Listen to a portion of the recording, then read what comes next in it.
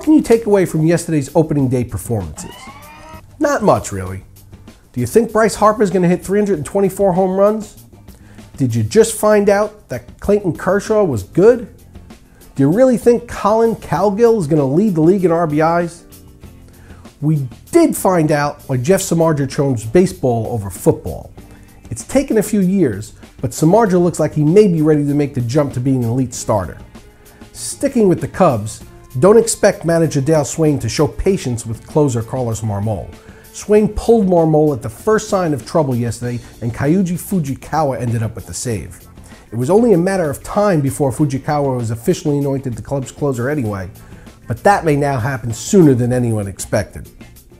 We learned that Peter Bourjos is the odd man out in the Angels lineup during interleague games when they play in NL parks. Not that anyone thought Mike Trout or Josh Hamilton would sit, but it wasn't a certainty that Mark Trumbo would go to left.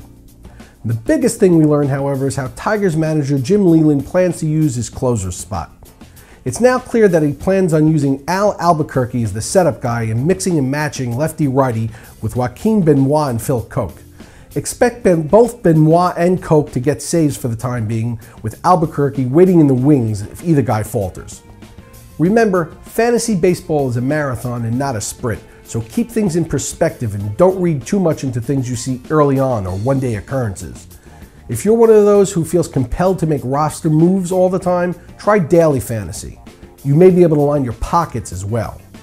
There was only one major injury of note to report from yesterday. Reds outfielder Ryan Ludwig suffered a dislocated shoulder and is having an MRI today to determine the extent of the injury.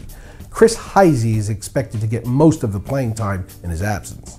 Okay, last up, it's one question, one comment. Greg from Logan, Massachusetts asked, Mike, what do you think of Chase Utley? Greg, honestly, I never met the guy, but he seems nice from what I can tell. As for his baseball prowess, I think Utley's going to have a fantastic year.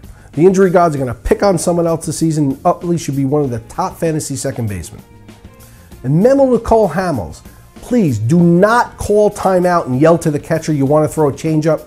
I paid $27 for you. What the hell was that? For Roto Experts, I'm Mike Cardano.